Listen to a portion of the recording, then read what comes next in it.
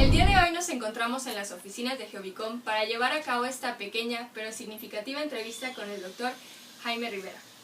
Buenas tardes, doctor. Muchas gracias por el espacio. Ante todo, doctor, ¿qué es Geovicom? Geovicom es algo raro, es un centro de investigaciones, pero es un centro de investigaciones independiente. No somos de gobierno, somos una organización no gubernamental que nos dedicamos a hacer investigación científica práctica, a desarrollar proyectos de investigación y de conservación de recursos naturales, y también hacemos consultoría ambiental.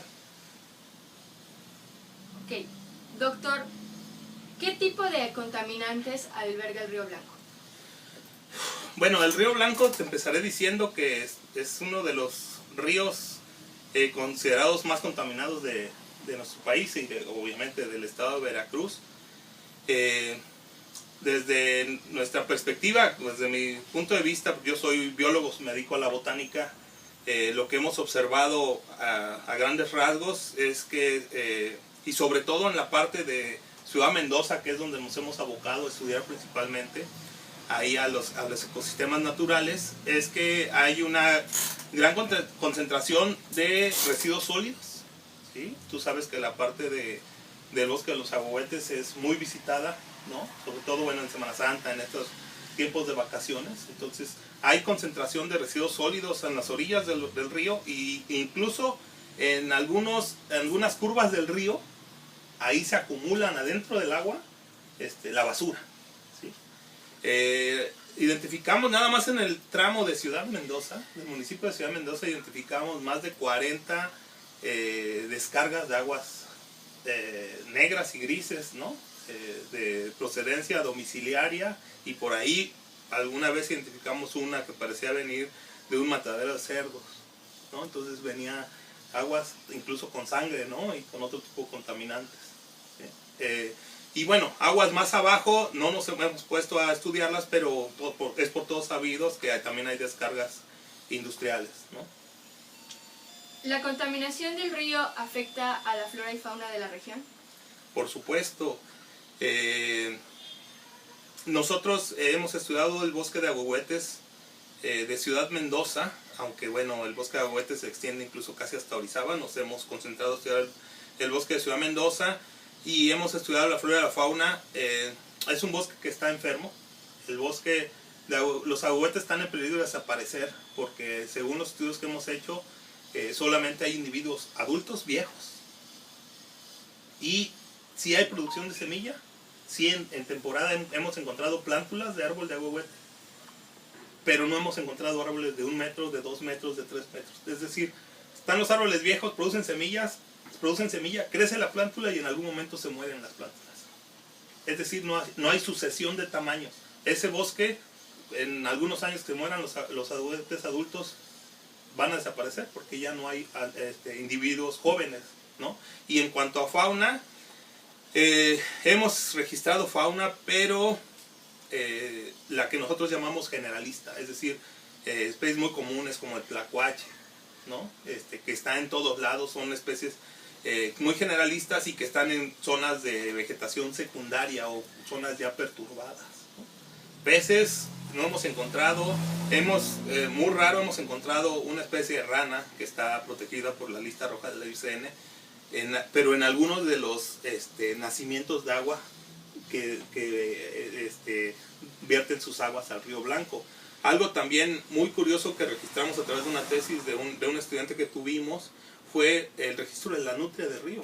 Increíblemente la nutria del río está viviendo ahí. También fue en un brazo, pero según lo que nos comentaba la gente de los alrededores es que sí se incorpora al Río Blanco. Entonces, sí afecta la contaminación, obviamente afecta la contaminación del Río Blanco a la flora y la fauna, pero hay cierta resiliencia de la flora y la fauna, es decir, que resisten, se están adaptando a esta contaminación, que no es lo ideal, no es lo óptimo, pero se está dando.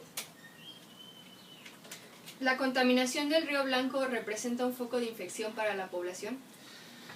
Obviamente que sí. Te digo, no tenemos datos del grado de contaminación, por ejemplo, aquí, que ya está en Córdoba, ¿no? ¿Cómo llega a Córdoba esa agua? Nosotros nos abocamos a estudiar la parte más alta del bosque de Agüehuetes de Ciudad Mendoza, y fue muy evidente. Ahí se hizo un pequeño análisis de agua y en 3 puntos, ¿no? En una zona, en nuestro punto más alto, luego en un punto intermedio y luego en el extremo de nuestra área de estudio, en el punto más bajo, ¿no? Aguas abajo. Y bueno, los resultados fueron lo esperado, ¿no? En la parte más alta el agua era limpia, estaba dentro de los estándares para poderse utilizar para algunas actividades. En medio aumentaba un poco, pero ya al final de Ciudad Mendoza ya no era apta para el consumo humano. Ya no era para meterse a nadar, ya no era para muchas actividades, ya no. Y te estoy hablando apenas de Ciudad Mendoza. Todavía no pasaba por Río Blanco, por Orizaba, ¿no? Por Córdoba. O sea, obviamente ya el agua que nosotros decimos aquí en Córdoba ya viene muy, muy contaminada. Y eso, digo, no hay que ser un genio, lo puedes ver a simple vista, ¿no? Ya hay muchísima, ya el color es totalmente diferente, hay mucha espuma, ¿no? Doctor, ¿es posible que el daño sea reversible? Yo creo que sí. Yo creo que sí. No es una tarea fácil, no por las actividades que hay que hacer, sino porque es una empresa o una tarea que se debe de hacer en trabajo de equipo. ¿Sí? Se tienen que unir todos los municipios para ir trabajando poco a poco el saneamiento del Río Blanco, obviamente empezando de aguas arriba hacia abajo, porque de nada sirve que en Córdoba se ponga una planta de tratamiento y se trate de limpiar el río si vamos a seguir recibiendo agua contaminada, ¿no? De Orizaba y de los municipios que están aguas arriba. Se tiene que empezar de aguas arriba, limpiando y que se vayan sumando cada vez más municipios, ¿sí? Pero obviamente es reversible, ¿no? Y hay muchas técnicas, hay mucha tecnología para hacerlo. Creo que la principal barrera que tenemos pues es la voluntad de las autoridades, ¿no? Y la conciencia de la ciudadanía, ¿no? ¿Existen leyes u organismos que regulen las actividades que afectan al Río Blanco? Sí las hay. Ya se ha dicho mucho que México es uno de los países en donde que tenemos la mejor normatividad en el mundo. Las leyes y las normas existen. El problema es que no se llevan a cabo, no se cumplen, ¿no? Entonces aquí tenemos a la Comisión Nacional del Agua, ¿sí?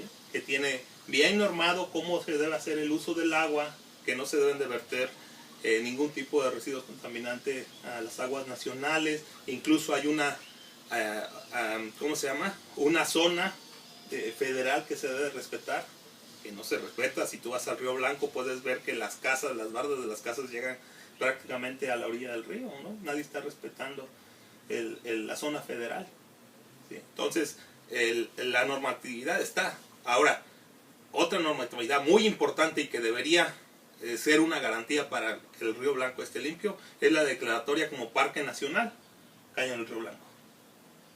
Desde 1938 se declaró como Parque Nacional. El Parque Nacional es una de las categorías de área natural protegida federal más restrictiva en México.